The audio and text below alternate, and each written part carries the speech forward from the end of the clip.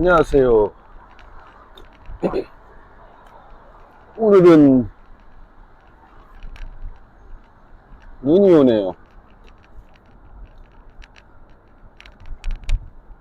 출근길 안전 조심하시고, 추워요.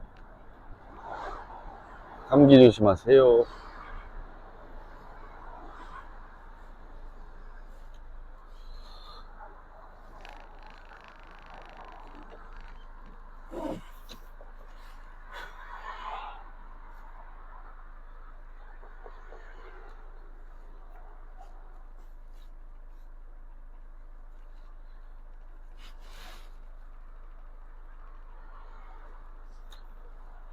오늘 뉴스 정리해줘.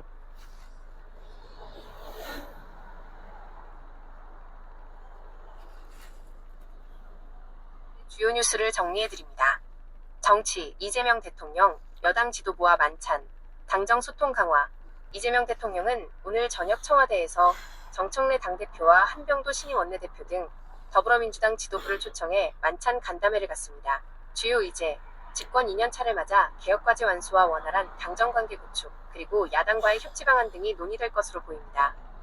외교안보, 남북관계 및 무인기 사태 대응, 무인기 사태 신중론.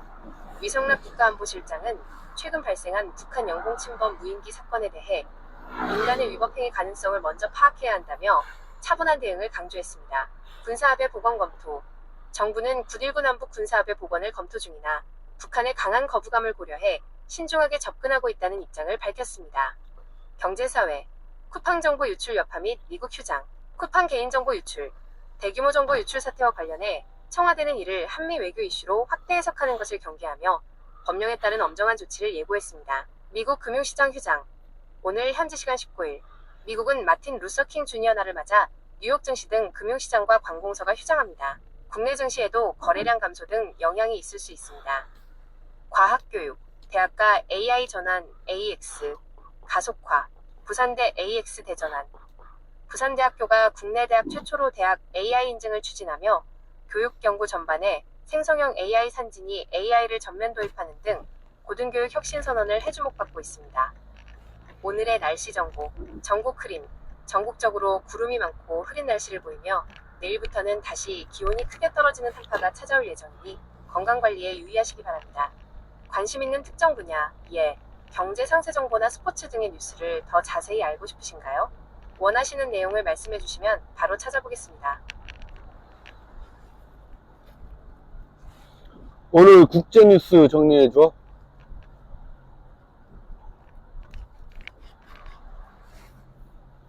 (2026년 1월 19일) 월요일 세계 주요 국제 뉴스를 정리해드립니다. 오늘은 미국 트럼프 2기 행정부의 중동 정책과 주요국의 정세 변화가 핵심입니다.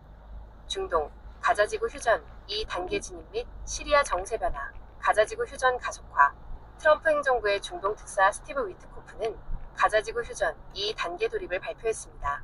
팔레스타인 전문가들로 구성된 국가행정위원회가 과도기적 통치를 맡을 예정이며 가자지구의 비무장화와 재건 작업이 본격 논의되고 있습니다. 시리아 내전의 변곡점. 시리아 정부군과 쿠르드 무장단체가 휴전에 합의하며 사실상 흡수통합 단계에 들어섰습니다. 이는 미군이 지원하던 쿠르드 세력과 시리아 정부 사이의 오랜 갈등이 새로운 국면을 맞이했음을 의미합니다. 이란, 반정부 시위 여파와 국제적 갈등, 시위 피해 규모 논란. 외신들은 이란 내 반정부 시위로 인한 사망자가 최대 1만 8천 명에 달한다는 보고서를 인용 보도했습니다. 이란 정부는 공식적으로 5천 명 수준이라며 피해 규모를 축소하는 한편 이번 사태의 배후로 미국과 이스라엘을 지목하며 책임을 전가하고 있습니다. 통제와 소강. 현재 이란 내 시위는 상당 부분 소강 상태이며 당국은 인터넷 복구와 학교 재개 등을 통해 상황 수습에 주력하고 있습니다. 미국 트럼프 2기 출범 1주년 및 공휴일. 트럼프 행정부 1년 평가. 트럼프 대통령 재집권 1년을 맞아 미국 우선주의 정책에 따른 국제 공급망 재편과 동맹국들에 대한 무역 압박이 다시금 조명받고 있습니다. 한국을 포함한 주요국들은 경제적 불확실성 속에서 기술 파트너십 강화를 모색 중입니다. 금융시장 휴장.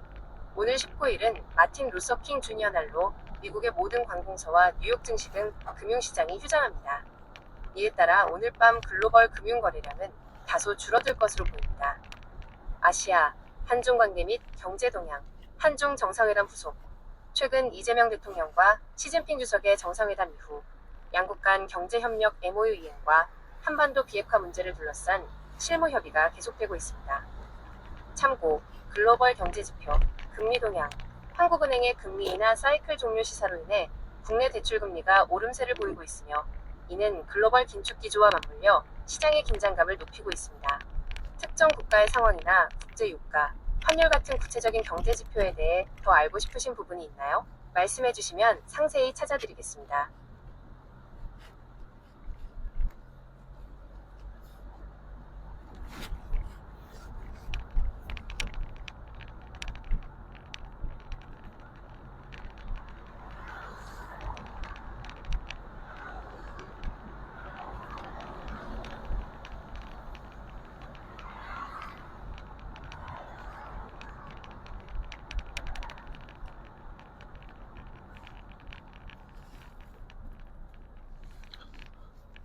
환율이 국내 정세에 미치는 영향.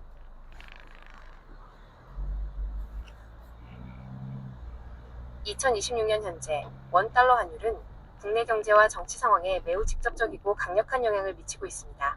특히 최근 환율이 1,400원대 중반을 넘어 1,500원선을 위협하면서 그 파급 효과가 전방위적으로 나타나고 있습니다. 환율 변동이 국내 정세에 미치는 영향을 크게 4가지 관점에서 정리해드립니다. 가계경제, 실질 소득 감소와 장바구니 물가 비상, 환율 상승, 원화 가치 하락은 수입 물가를 즉각적으로 끌어올려 가계에 큰 부담을 줍니다. 물가 상승, 에너지, 석유, 가스와 원자재 수입 가격이 오르며 전기료, 가스비, 외식 물가가 동반 상승합니다. 이는 서민들의 실질 구매력을 떨어뜨리는 보이지 않는 세금과 같은 역할을 합니다. 해외 투자 및 소비 위축, 최근 늘어난 서학개미, 해외 주식 투자자들의 투자 비용이 증가하고 해외여행이나 유학자금 부담이 커지면서 중산층의 소비 심리가 위축됩니다. 기업 경영, 수출 경쟁력 대 비용 압박. 과거에는 환율 상승이 수출 기업에 유리하다고 여겨졌으나 현재는 복합적인 영향을 미칩니다. 수출 기업, 달러 결제 비중이 높은 대기업, 자동차, 조선 등은 매출 환산액이 늘어나는 효과가 있지만 글로벌 경기 침체와 맞물려 실제 수출량 증대로 이어지는지는 미지수입니다. 비용 부담, 반도체, 배터리 등 원자재 수입 비중이 높은 산업은 제조 원가 급등으로 수익성이 악화됩니다. 특히 달러 부채가 많은 기업들은 이자 비용과 원금 상환 부담이 기하급수적으로 늘어 경영위기에 직면할 수 있습니다. 금융시장, 자본 유출과 금리 정책의 딜레마, 외국인 자금 이탈, 원화 가치가 계속 떨어질 것으로 예상되면 외국인 투자자들이 한국 주식과 채권을 팔고 떠나는 자본 유출 현상이 심화됩니다. 이는 국내 증시 하락을 부채질합니다. 금리 결정의 압박, 한국은행은 경기 부양을 위해 금리를 낮추고 싶어도 환율을 방어, 원화 가치 제고하기 위해 오히려 금리를 올리거나 유지해야 하는 딜레마에 빠지게 됩니다. 정치적 영향, 정부의 위기관리 능력 시험대, 민심 위반, 물가 폭등과 자산가치 하락이 이어지면 정부에 대한 불만이 커집니다. 2026년 초 현재 이재명 정부는 환율 안정을 최우선 과제로 삼고 미국과의 통화수합 체결이나 외환시장 개입을 적극 검토하며 정치적 방어에 주력하고 있습니다. 대외 협상력, 환율은 국가 신인도의 척표이기도 합니다. 환율 불안이 지속되면 국제 무대에서 한국 경제의 기초 체력, 펀더멘털에 대한 의구심을 사게 되어 외교적 협상력에도 부정적인 영향을 미칠 수 있습니다. 요약표, 환율 상승 시 주요 영향, 구분, 긍정적 영향, 플러스, 부정적 영향, 가계, 해외자산 보유자 가치 상승, 물가 급등, 해외여행, 유학 비용 증가, 기업, 가격 경쟁력 제고, 수출 기업, 원자재 비용 상승, 외화 부채 상환 부담, 정부, 세수 증대, 일부 수출 관세 등 물가 관리 실패 책임, 외환 보유고 감소. 환율 불안이 계속될 경우 정부가 내놓을 수 있는 추가적인 대책, 금리 인상, 통화 수합 등에 대해 더 자세히 알고 싶으신가요? 혹은 특정 산업군에 미치는 영향이 궁금하시다면 답변해 드리겠습니다.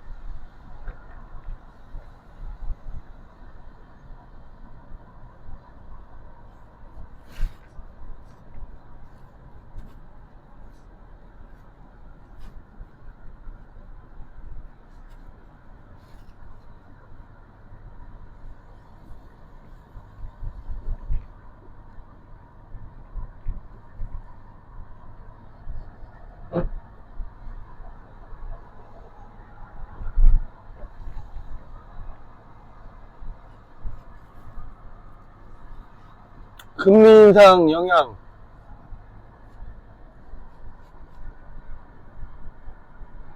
2026년 1월 현재 한국경제는 한국은행이 금리 인하 기조를 멈추고 금리 동결 및 인상 가능성을 시사하면서 새로운 국면에 접어들었습니다. 금리가 오르거나 고금리가 유지될 때 국내 경제의 각 주체가 받는 영향은 매우 구체적이고 파급력이 큽니다. 주요 영향을 세 부분으로 나누어 정리해드립니다. 가계, 이자 지옥과 소비 위축. 가장 직접적인 타격은 대출을 보유한 가계에 집중됩니다. 대출이자 부담 급증. 2026년 1월 기준 시중은행의 주택담보대출 금리 상단이 연 6%대 중반까지 치솟았습니다. 특히 변동금리 대출 비중이 높은 한국 가계 특성상 금리가 0.25% 피만 올라도 전체 가계의 연간 이자 부담은 조 단위로 불어납니다. 가처분 소득 감소. 월급은 그대로인데 갚아야 할 이자가 늘어나면 실제로 쓸 수 있는 돈이 줄어듭니다. 이는 외식, 여행, 쇼핑 등 내수 소비를 얼어붙게 만들어 자영업자들에게도 타격을 줍니다. 전세시장 불안. 전세자금 대출 금리도 4%대를 넘어서면서 세입자들이 월세로 전환하는 전세의 월세화가 가속화되고 있습니다. 기업, 경영비용 상승과 투자 지연. 기업들은 자금을 조달하는 비용이 비싸지면서 경영 전략을 수정하게 됩니다. 금융비용 압박. 돈을 빌려 공장을 짓거나 기계를 사야 하는 기업들의 고금리는 큰 벽입니다. 특히 한계기업이자 보상 배율이 1 미만인 기업은 도산위기에 처할 수 있습니다. 투자 및 채용 위축. 조달 비용이 오르면 기업들은 신규 투자를 미루거나 취소합니다. 이는 결국 고용시장의 한파로 이어져 청년 취업난을 심화시킬 수 있습니다. 부동산 및 금융시장. 자산가치의 재조정. 부동산 시장 냉각. 금리 앞에 장사 없다는 말처럼 대출 규제와 고금리가 겹치면 주택 구매 심리가 크게 위축됩니다. 2026년 현재 수도권 핵심 지역을 제외한 대부분 지역에서 거래 절벽과 가격 하향 조정이 나타나고 있습니다. 머니무브. 주식이나 코인 같은 위험 자산에 있던 돈이 안전하고 수익률이 높아진 은행, 예적금이나 채권으로 이동합니다. 이는 증시의 활력을 떨어뜨리는 요인이 됩니다. 금리 인상의 경제 순환 구조. 구분. 주요 현상. 결과. 개인. 대출 이자 상승, 예금 이자 상승. 소비 감소. 저축 증가. 기업. 차입 비용 증가. 수익성 악화. 투자 축소. 채용 감소. 시장. 유동성 해소. 자산 가격 하락. 물가 안정. 경기 둔화. 왜 지금 금리를 올리려 하나요? 현재 한국은행이 금리 인하를 멈추고 인상을 고민하는 가장 큰 이유는 환율 방어와 가계부채 관리 때문입니다. 미국과의 금리 차이가 벌어지면 달러가 유출되어 환율이 폭등, 원화 가치 하락하고 수입 물가가 감당할 수 없이 오르기 때문입니다. 현재 대출을 보유하고 계시거나 부동산 투자를 고민 중이신가요? 상황에 맞는 구체적인 대응 전략이나 금리 전망에 대해 더 궁금한 점이 있다면 말씀해 주세요.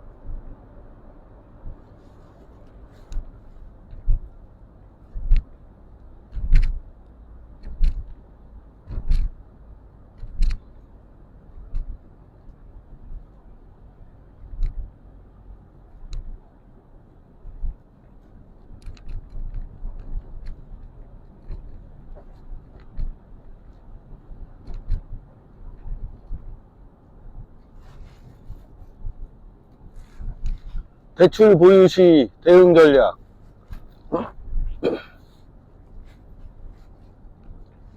2026년 1월 현재 한국은행이 금리 인하 사이클 종료를 시사하고 시중은행 주택담보대출 금리 상단이 6%대 중반을 넘어서면서 대출 보유자들의 전략적 대응이 어느 때보다 중요해졌습니다.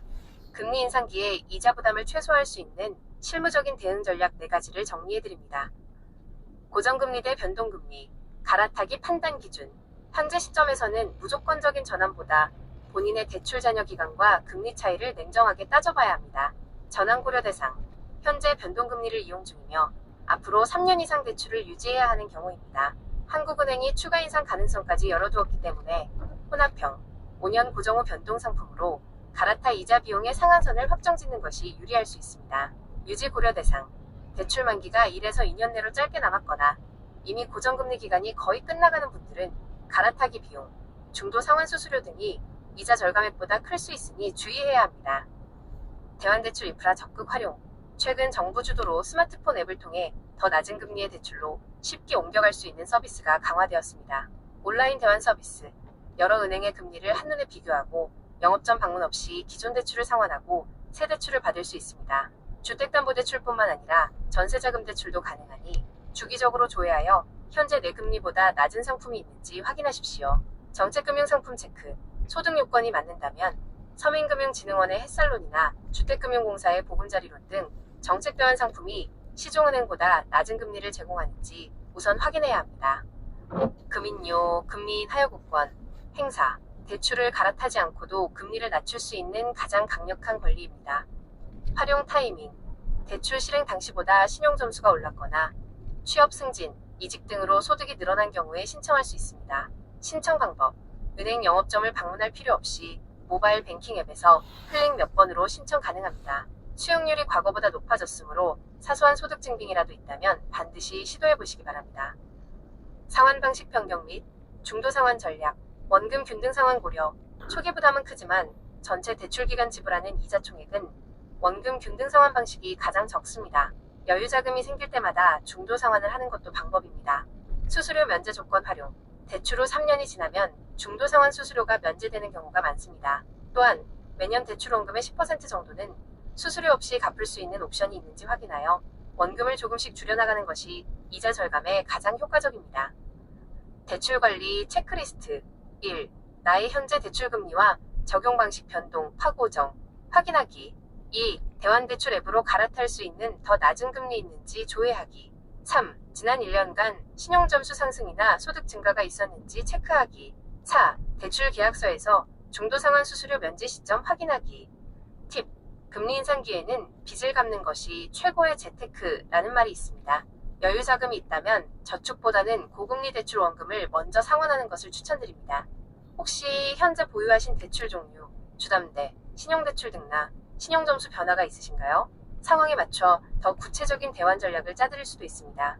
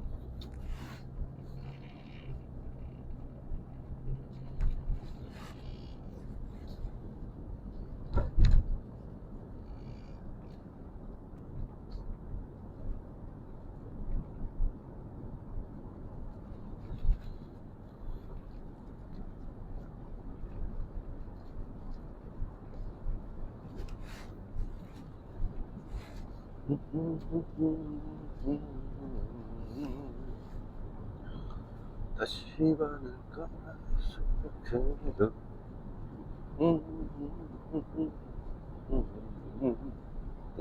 우습게 달콤한 속삭임 많은 것은 것만은 아니지 사랑과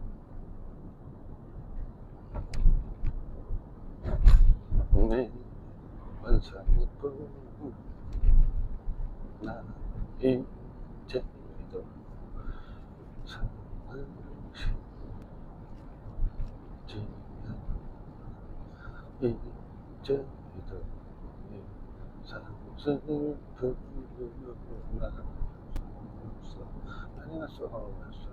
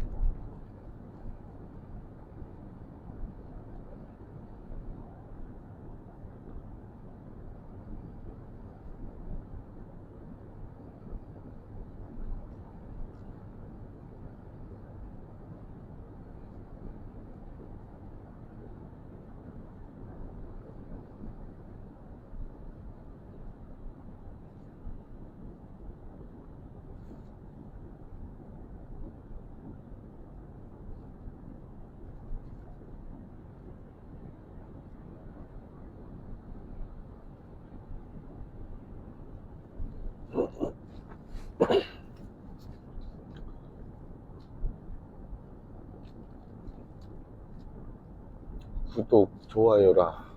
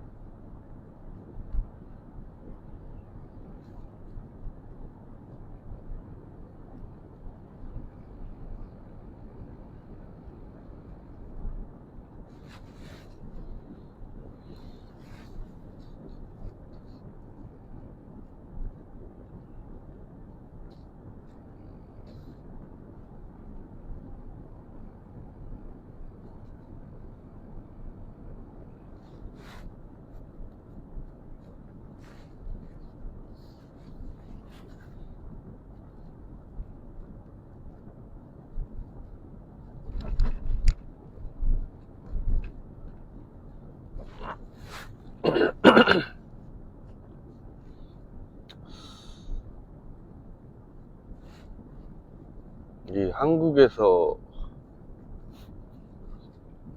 보통 남자의 인생이라는 게 모르겠지만서도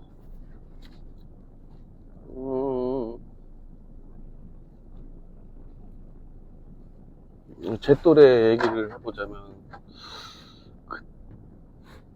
그때 초등학교 가기 전까지는 어떤 이제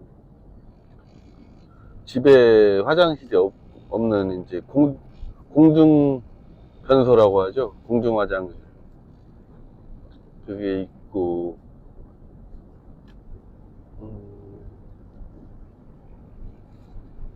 보통 방 하나에서 친구들이 모두 모여서 자고 그랬었네요. 그리고 초등학교를 가고 중학교를 가고 고등학교 대학교 갔다가 군대를 가고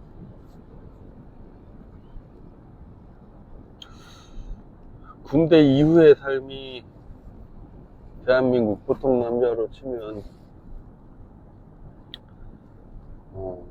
가장 중요한 시기가 아닐까 생각은 하는데, 왜냐면 성인이 돼서 이제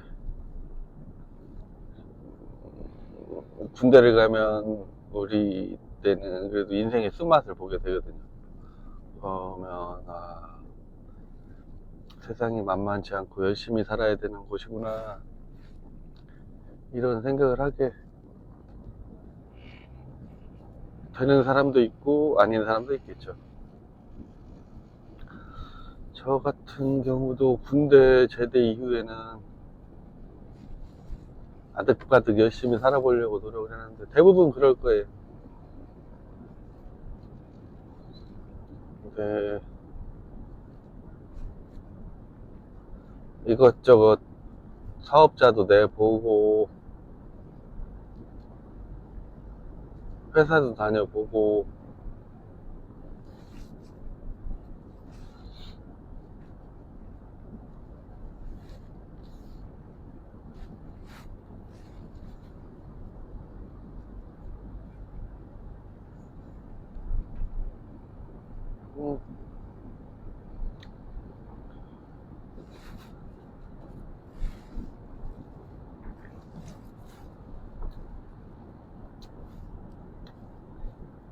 그렇게 살다가 잘 풀리는 친구들은 뭐 그게 장사가 됐든 회사를 나가든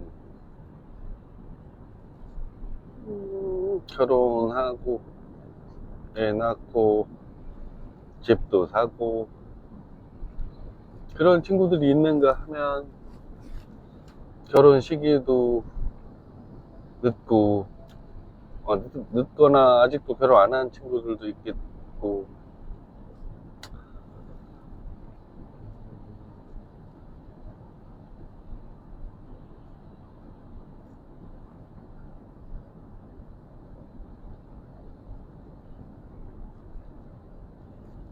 그 어떤 친구들은 벌써 이제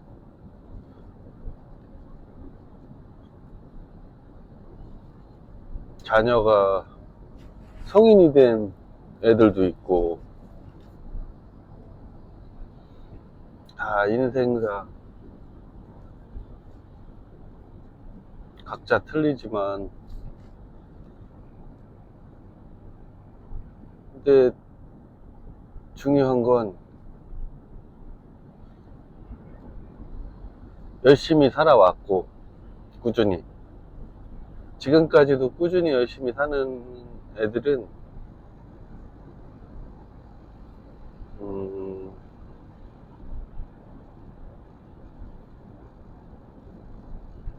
아주 못 살지는 않는 것 같아요. 물론 뭐 이상한 데다 베팅을 한다든가 어떤 부동산, 주식, 코인 물론 투자는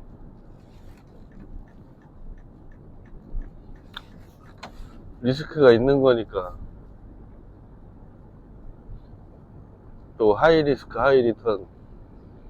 리스크가 크면 보상도 커야 되겠죠.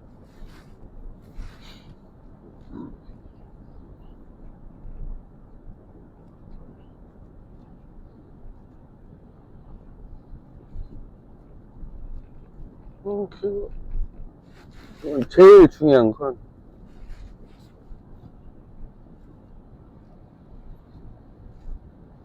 집안에 숨어 있으면, 어딘가 혼자 숨어 있으면 되는 일은 하나도 없다. 이건 뭐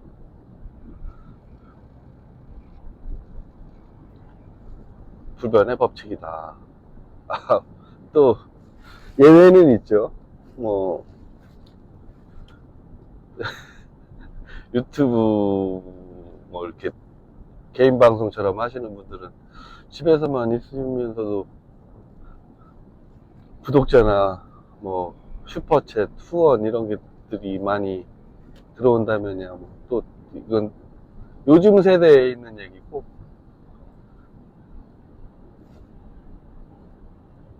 조금 그거보다 나이가 많은 제가 살던 세상에는 그런 건 없었으니까.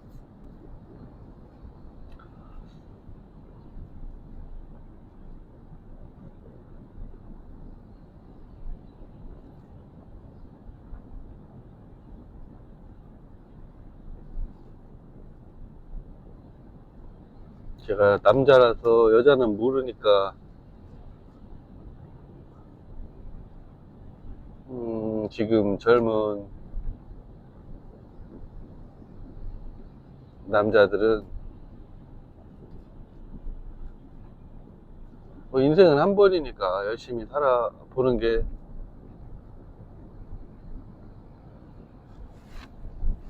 근데 뭐 또 옛날부터 그렇잖아요. 어른들이 얘기하면 잔소리 갖고 오겠네. 맞아요. 하지만 열심히는 살아봅시다. 그게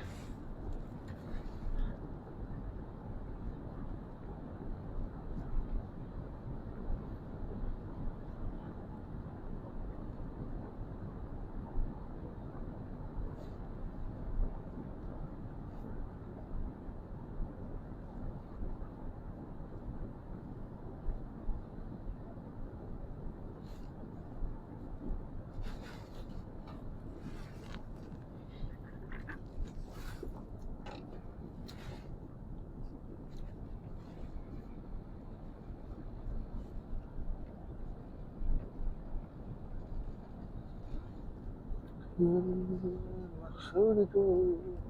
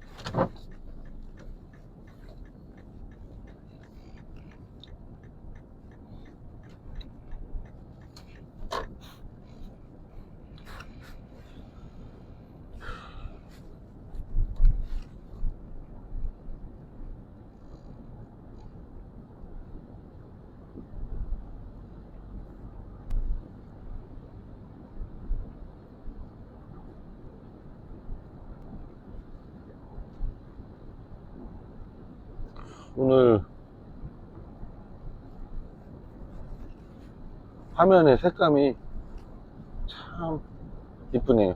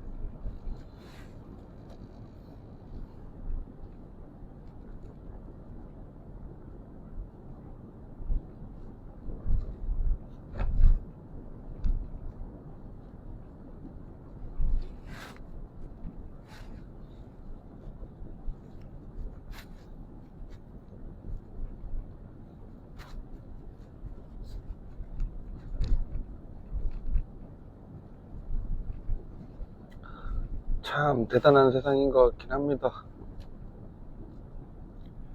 어떻게 보면 한 사람 한 사람이 방송국을 가지고 있는 거잖아요.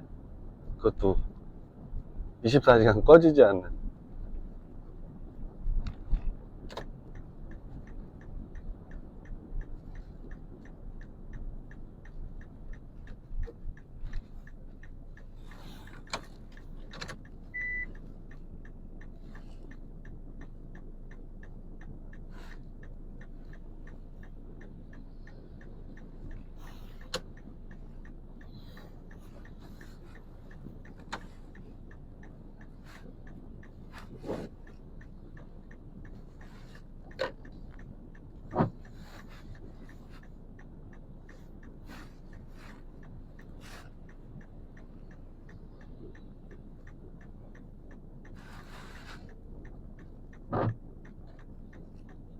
그 인간 세계의 군상들이 똑같듯이 방송도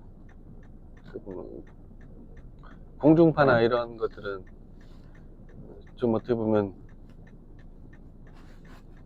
그 규칙이 엄격하지만 이 유튜브나 이런 SNS를 이용한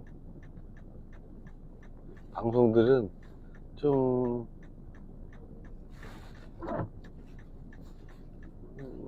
그런 것들보다는 좀 느슨한 것 같아요. 물론 본인이 어떤 자극적이게 만들어서 사람들한테 관심을 유도하는 것들은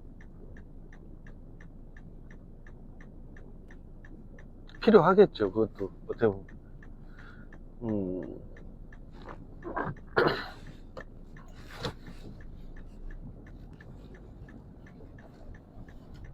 세상에는 수많은 사람들이 있고 요즘 말로 어그로를 끈다고 하잖아요.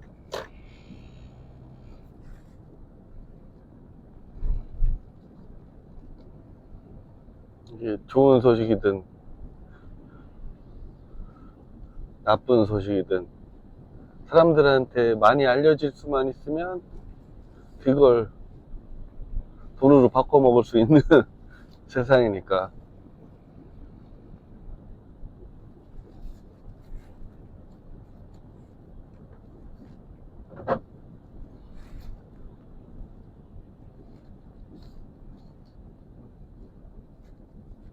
저도 생각을 하다 보니까 그런 것을 하는 사람들도 되게 재능이 엄청난 것 같아요. 어떤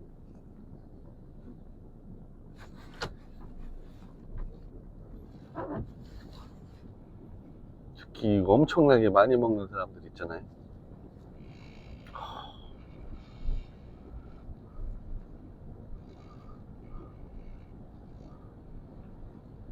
어떻게 그렇게 말랐는데 그렇게 많이 먹을 수 있는지. 아휴. 물론 저는 개인적으로 저렇게 많이 먹을 필요가 있나 싶어요. 엔터테인먼트로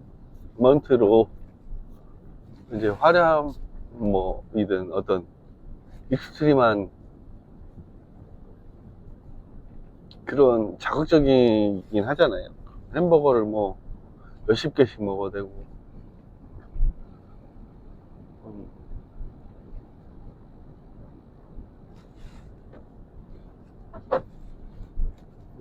그게 음, 방송 소재로서 가치가 있다는 거잖아요.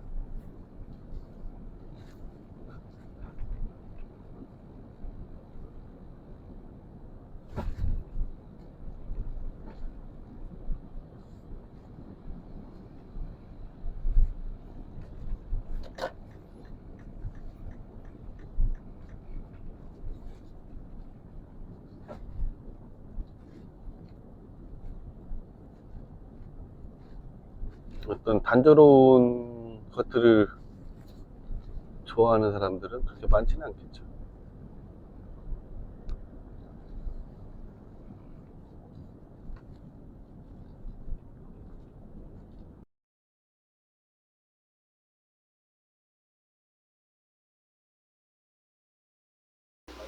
구독, 좋아요 부탁드립니다. 감사합니다. 셰프였습니다.